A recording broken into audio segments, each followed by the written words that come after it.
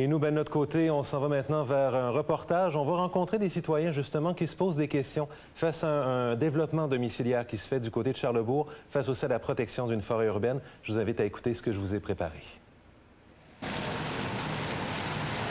Charlesbourg, dans les environs du boulevard Loiret. Le groupe Forêt Ivoire fait parler de lui depuis plusieurs mois.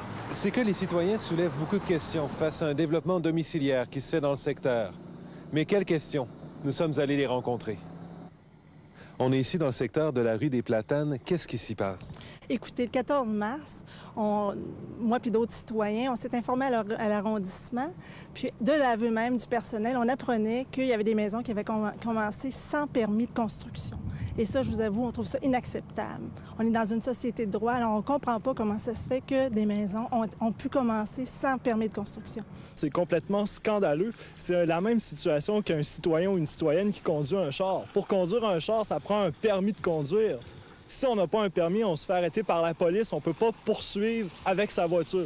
Eh bien, c'est exactement ici la même chose. Pourquoi que les constructions se poursuivent s'il n'y a pas de permis? Mais nous, en fait, c'est pas qu'on est contre le développement, c'est la façon que c'est fait actuellement, sans permis de construction. Et sur les terrains, il n'y a pas eu non plus de permis d'abattage d'arbres. Et ça, pour nous, c'est inacceptable. C'est en avril 2007 que le groupe de citoyens s'est réuni avec pour objectif de départ la protection de la forêt urbaine des environs. Le groupe s'est créé lorsque des citoyens et des citoyennes ont appris qu'il allait avoir un développement qui allait toucher à une forêt qui est extrêmement belle, qui est un joyau patrimonial pour la ville de Québec.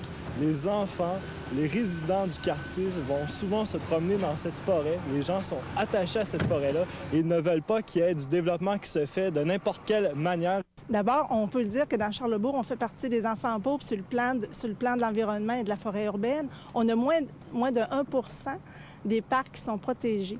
Alors, on a perdu les 5/6e d'un jardin zoologique aussi. Alors, je pense qu'il y avait moyen d'avoir une vision à long terme, en termes d'espace vert aussi, du respect de 4 milieux naturels qui ont été répertoriés par le service de l'environnement. On parle de la rivière sucrière des Loutes, on parle de la rivière aux 7 ponts, de la Mélésais, de la rue de la Montagne, de la rivière et du lac des Roches. Il y en a certains qui pourraient se dire que c'est un peu du pas dans ma cour qu'on voit ici aussi. Les gens de Forêt Ivoire sont évidemment extrêmement attachés à leur forêt. Cependant, ce qui nous inquiète aussi, c'est que de tels développements qui se font sans permis dans Charlesbourg, ça risque de se reproduire aussi dans l'arrondissement de Sainte-Foy, dans l'arrondissement de Beauport. Nous, on demande à la Ville une cessation dès maintenant des travaux pour justement régulariser la situation, faire en sorte que des permis soient émis, qu'on puisse, je dirais, qu'une modification du plan de zonage soit adoptée au Conseil d'arrondissement pour que les citoyens et citoyennes puissent se prononcer sur ce développement. Alors, c'est ce déficit démocratique aussi qu'on dénonce, en plus du fait que la construction a commencé sans permis. On a entendu les questions des citoyens. Maintenant, on va aller rencontrer les officiers de la Ville pour voir quelles réponses ils ont à amener face à ces interrogations.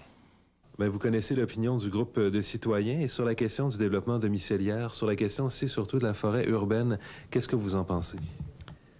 Au niveau de l'arrondissement, c'est évident qu'on suit le processus, ce qu'on appelle le PDAD, c'est-à-dire le plan directeur d'aménagement et de développement, où est-ce qu'il y a quand même 95 % de la forêt qui est conservée et 5 % qui est prévu pour du développement domiciliaire.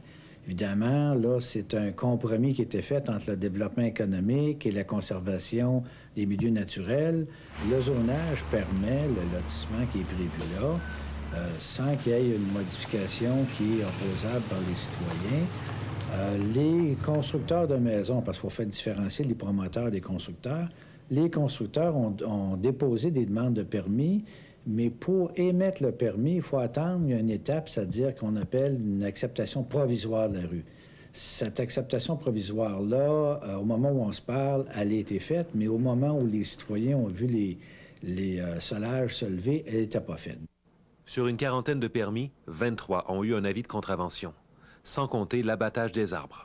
C'est évident que l'abattage d'arbres, il y a eu des permis demandés dans certains cas. Dans d'autres cas, le permis était demandé, les abattages ont été faits. Ça, on a rencontré, nous, d'ailleurs, même la PCHQ, l'Association des constructeurs, à ce moment-là, pour justement leur dire, bien, si vous voulez nous aider, marcher un peu plus correctement dans ça, parce qu'on est obligé d'envoyer des inspecteurs, ça nous prend plus de temps. À ce moment-là, faire l'analyse de permis, parce que j'ai moins de personnes à l'analyse, puis en mettre plus à l'inspection.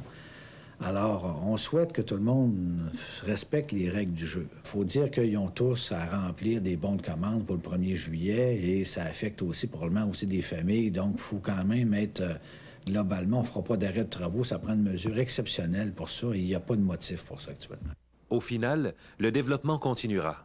Mais du côté de la ville, on espère que les constructeurs feront le choix de la patience dans l'avenir et attendront l'émission des permis. Je pense qu'il y a d'autres moyens d'agir et ça, j'approuve l'acte des citoyens là-dedans.